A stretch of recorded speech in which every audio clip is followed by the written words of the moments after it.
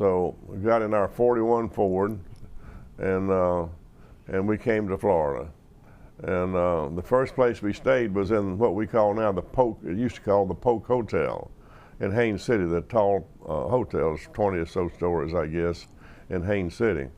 We stayed there for about a month, and then, because right after the war, it was in 1944, so there wasn't places to stay. Things hadn't been built and things like that. It was really tight. So finally, we went over to Davenport and stayed at the Holly Hill Inn. We stayed there for about 6 months. It was the old Holly Hill Hotel, I think, when it was new. And so now it was an older folks' home, and it was run by a religious sect that was from Laufman, I'd understood. And really Intercession City, around Intercession City. And so anyway, it was really an interesting place to stay. So my dad had fabricated his own drilling device. He had a typical sand auger. He would go down to the water and he'd pack all this stuff up in that Ford every day, and we'd go out, he'd pick up a helper, and he would take me with him. And if we were lucky, we put down one 55-foot hole in a day and took the pipe out, took the casing back out. I would stand on top of two 48-inch Stilson wrenches, and I'd be pulling a clothesline rope up and down that had a bucket on the end of it that he'd made out of a piece of tubing that came from a J.C. Penney department store where they'd send messages and money around the store. And how old were you at that? 10. And so I went with him every day. And then my dad only lived 8 years after he got started. He died in February of 1953, and we weren't expecting it. And so I didn't have quite a C average after that first semester. So I told my dad I was going to work and try to do better. And he said, well, he says, just do the best you can. And he says, remember, where one man leaves off, another has to begin. Never heard another word. He was gone. And so it still hurts me so much to this day, because I was 18 years old. Everything had been pretty much rushed up and everything. And I was really where I didn't want to be. I still have the same ambition that I had when I was 20 years old. I still get the same enthusiasm about accomplishing and doing things. And I see so many opportunities. Looking at land, I get so much from looking at land. I think I can breathe it in and out and just feel refreshed. And I love animals, so I raise a few cows, but I don't like seeing them have to be slaughtered. And yet I like beef, so I'm a hypocrite. So, but I love animals, and that's a thing that's been close to me all my life.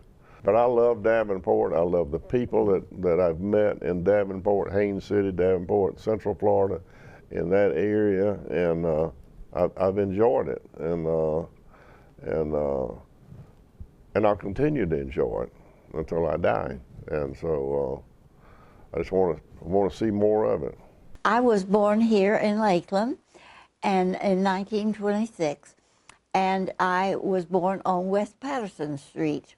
And at that time, I was born at home because we only had 2 doctors in Lakeland at that time, I believe. And Dr. Sullivan delivered me, and he was a much older gentleman than the younger one, Dr. Vassar. But anyway, I lived there with my folks, and then I had at that time 3 sisters and 2 brothers, and I was the youngest. So of course, my brothers picked on me, sorta. But my hero was my father, of course, because he thought I was pretty special. What's your father's name? Benjamin Hill Dukes, D-U-K-E-S. What kind of work did your father do? Well, he did several things. At the time, he owned a hardware store that was over on Pine Street. And, of course, that was a place to go to get things. And consequently, it was nice for everybody to come there and visit, too. But sometimes I would go down when I was old enough to spend Saturday mornings there with him, of course, and see all of the folks. I want to know more about your connection with the Polk Art Museum, and I understand that you were recently recognized for all of your time spent there. Can you tell me a little bit more about how this got started? Oh yes, I'd love to. I was a member of the Junior Welfare League, and now the Junior League of Greater Lakeland. And the museum was created by the league, and I was on the committee.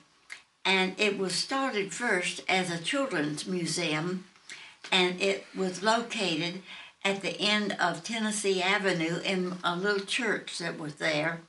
And I believe that the church was the Church of Christ. I'm not real sure about that right now.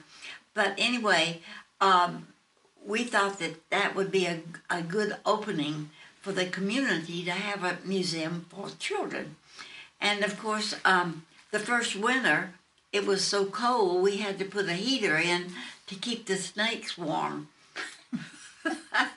But then, we expanded and grew, and now my husband was on the committee that created the museum where it is now, and I continue to serve in some capacity through the league to serve on the committee for the museum. And we have had several directors, and they've all been just out of this world. And we have been very fortunate over the years as we have progressed in our programs. And currently, first of all, I think that it's a good idea to know that the museum has created programs for the whole community as well as children now, and it was called secondly the Polk Museum, and then of course we became affiliated with the Smithsonian, and also through the Florida Southern College. And there are great plans already in line for further developments on the programs. But I'm really very pleased to have been part of that program. I have no memory of my father because when he passed away, I was only 6 months old. So I only have what everyone has told me, and there have been many good stories told me about my father. I do remember the old armory very well, and I was sorry when they tore it down, but they did rename the new one at the Bartow Air Base for him, which I appreciated. But other than that, and we went to the first youth fair in Polk County was actually held at the old armory. And so it has many good memories for us. Pretty early on after my father died, she went to Tallahassee with Spessard Holland. She had worked on his campaign. That the Holland family was always very close to us. And later she came back and worked at the Bartow Chamber of Commerce. She worked at the Polk County School Board when Frank Brigham was superintendent. And we had a wonderful life. Our house was open to all, and she did a great job of raising us by herself. We boarded teachers and people that came into the county for short periods of time or several years, and we had a wonderful childhood. They came to Florida. My grandfather was a graduate of Yale University. He was a city boy, but for some reason he wanted to come to Florida and make his fortune. And so he did, and bought or committed for quite a large piece of land east of Lake Wales in the Hesperides area, and started clearing it, and had every intentions of it being a grape vineyard, and actually hired an agronomist from Cornell University to be the manager of the grape vineyards. And I've never understood how he felt it could possibly work, because they didn't have transportation, they didn't have refrigeration, and but they grew beautiful grapes. The Depression came upon them, and he had to go back north to work for, actually it was the family that he had roomed with their son in college, and left the three boys with a widow lady out at Hesperides. When the Depression came, it was hard times came upon them, and he had to go north to seek employment. And the property that our family had and has to this day was property that my father almost used piggy bank money to pay the taxes on in order to save, and managed to keep it through all of the generations to this point. So, Sally, let's talk about your early childhood. So what stories do you recall about childhood? What you said, growing up in Bartow was great. What is some of the stuff that was so great about it? Well, we had the freedom to ride our bicycles wherever we wanted. I happened to have two friends who had horses. We rode horses around, and on Saturday afternoons you rode your bike downtown to go to the Ritz and see the latest cowboy movies. And so it was just a unique experience. And I was the youngest of three girls, plus my mother had taken in a cousin of mine, and so there was always something going on. But everybody, you know, we had good Easter egg hunts. When you had birthday parties, we looked for peanuts, and I mean, it was just a fun time. Yeah. And yeah. So were the horses boarded downtown? No. Okay. They were in their side yards or backyards, and so. Which is pretty much downtown. Which is pretty much, yeah. One was on the corner of Pearl and Broadway, and another one was on the corner of Hooker and Jackson, and so they were, you know, close by, easy to get to. You operated, worked in the Main Street Market, which was the market owned by Dudley's mother's family, right? I've got that, Mrs. Libass, Ethel Libass Langford. She owned the store consecutively from 1921 to 1960. And do I remember that you actually kind of took over the store for a while? Well, I did. She had passed away, and we 1960. kept it for a year. And there were employees that had worked for my grandmother forever, and it just was, we didn't have heart to just shut it down. It was a mom pop type store that was probably losing money, but these people they were way up in years and needed a job, so Sally tried to keep it going for as long as possible, and they eventually retired. But later on, I think it just emerged into the grocery store. But okay. we delivered, and there were people that sometimes called and delivered 3 times a day, and delivered on bicycles. Oh my goodness. Oh my goodness. Yes, I had 2 men that did nothing but pedal bicycles. Sally, share with us some of that involvement, your interest in DAR and your Patriot. Both my grandmother and my great-grandmother were very active in the DAR. And my grandmother always wanted me to be a member, and I do regret not joining while she was still alive. Yeah. But I was busy and had other things.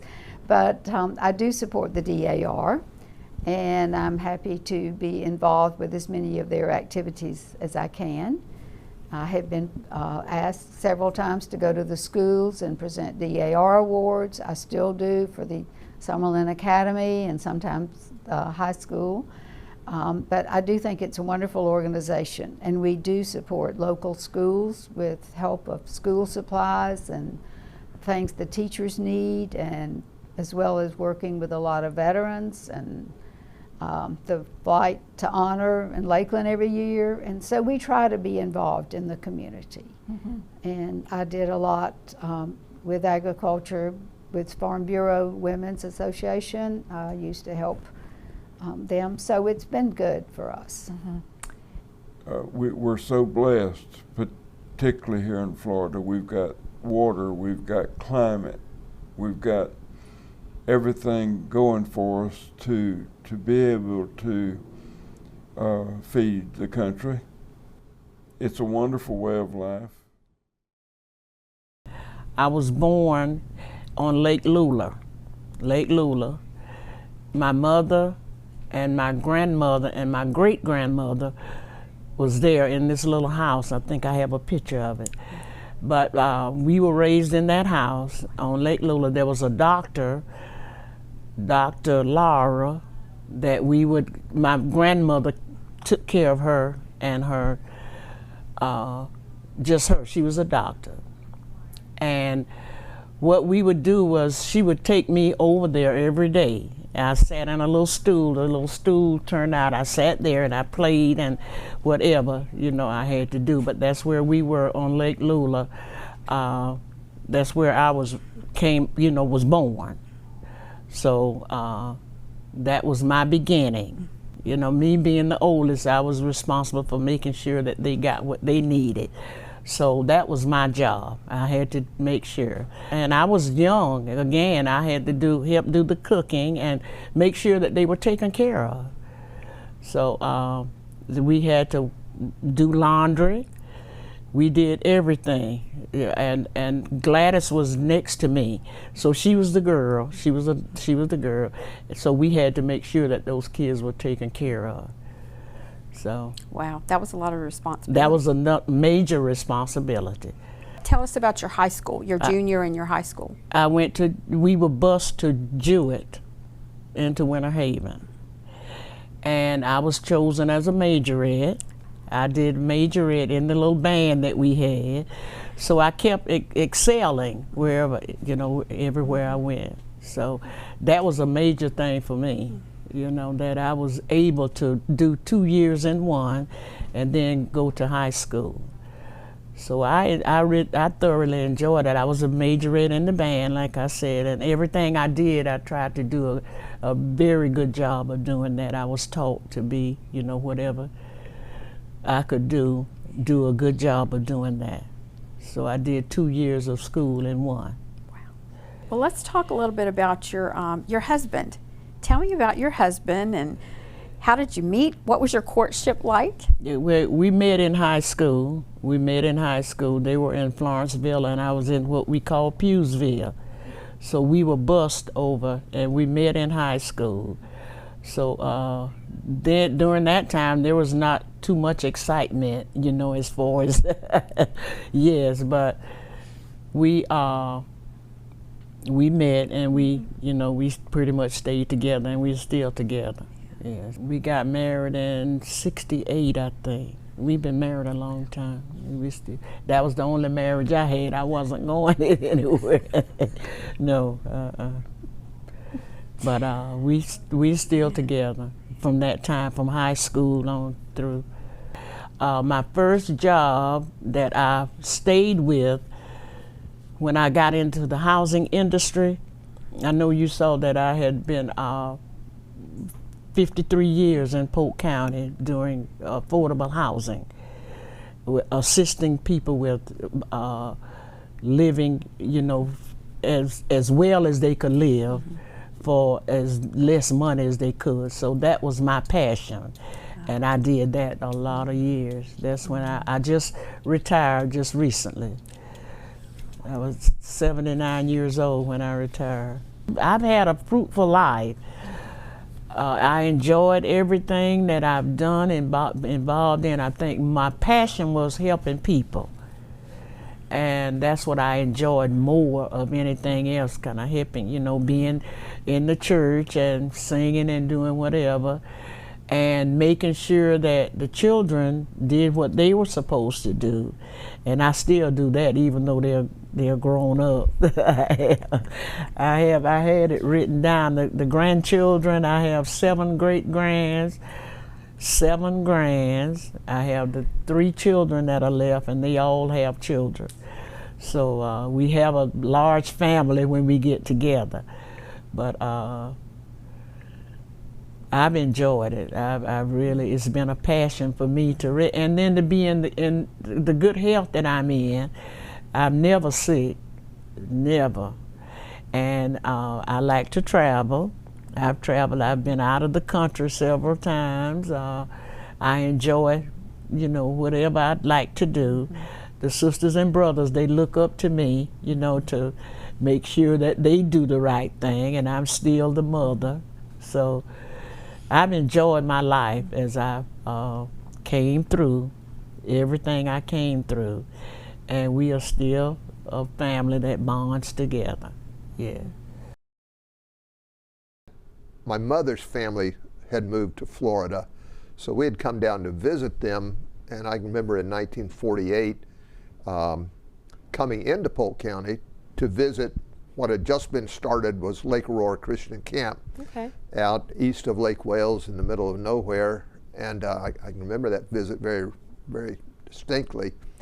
But then in my high school years, my father would always come to Florida to help in that camp in their high school camps, so we would come. So I started going to camp there each summer, so I did that 10th, 11th, 12th grade, and it was, that became very formative, which put me on a path that eventually brought me back to Lake Aurora, because one of the purposes of those Christian camps in those days was to encourage people to go into specialized Christian work. And I can remember in my 11th grade, I made a very intentional decision that I wanted to go into ministry. And that was made at Lake Aurora, and that set the course for my life. It eventually, to my spouses, to everything, was set one night around a campfire in Lake Wales at the Lake Aurora. So that got me started. We were a growing camp, and we were all volunteers, and we knew we just couldn't do it with volunteers, and so we said we've got to hire somebody to help us go year-round. We didn't know where to find anybody, and eventually, because I had a background in it, they asked me if I would come. I had no background in running a camp, didn't know what that was about, but I knew I liked working with young people. I knew that was my gift set. So, and I tended to think out of boxes. So the camp gave me the freedom to do that. And so I came, and it was a great ride. I stayed at for 34 years. So that got me into Polk County in 1972. And I haven't left, don't plan to leave. With my canoeing, I wanted some big canoes that I could put a lot of people in, and I needed a way to pay for them. So I started a team building business called Wild Creek Adventures to have a way to pay for those. And I did it through corporate training by working with these corporations and team building.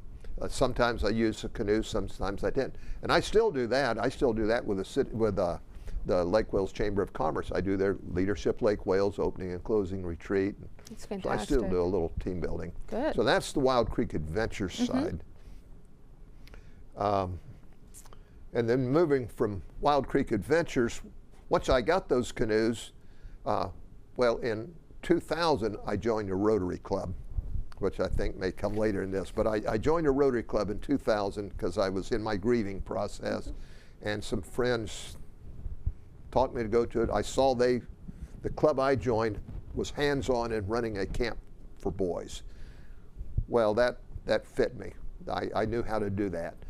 And so I got involved with them. When I got my canoes, by that time I'd become president of our Rotary Club, and we needed a fundraiser. And I said, guys, I got 3 big canoes, if we can use them to raise money. So we created a corporate canoe races. That's with so those. fun. And started them there on Lake Wales. And to my knowledge, the first one's done in the state of Florida.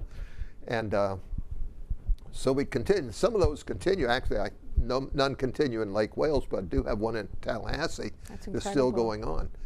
And so that moved me then.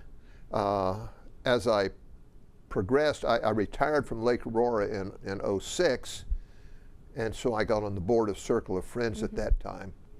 And once I got on the board of Circle of Friends and started really getting network around people who thought differently than the neurotypical child or adult, and had difficulty in doing different things, I realized these guys think differently. The camps that I've been running won't work for them. Right. So that's when I said, well, I can start a camp for them. I can call it Camp Friendship. That moved me into a different area of programming outside of the traditional church camp that I'd been running. And so when I took on Camp Friendship, I wasn't worried about trying something I'd never done before. That's what I've done all my life. And so we started that. That program's still going. Some other camps, though, that were also serving people with disabilities started renting the Lake Aurora property, and I started seeing what they were doing, and I realized, wow, they got a lot of obstacles logistic issues they have to face. So once I started working with these disability camps, I realized swimming in a lake wasn't working for them. Right. And I thought we got to have a swimming pool, and Lake Aurora wasn't, there was always one on our master site plan, and but they weren't ready to take it on. So I said, well, can I take that on?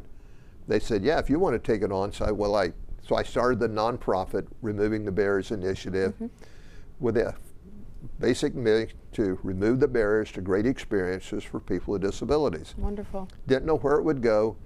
It started with just with that pool, and then we said, well, we've got to have a lazy river because the pool's not going to work for everybody. And I have an aquatics background, but it's a traditional aquatics background. I mean, I was a lifeguard instructor.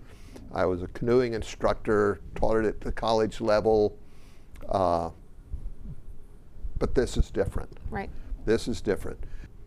I just followed my opportunities, and I'm going to take this all the way, circle back to when I was a high schooler attending Lake Aurora Christian Camp in Lake Wales. And when I made that intentional decision that I wanted to serve my life with ministry, there was no expiration date on it. So here I am, 84, doing stuff I've never done before, and being happy doing it.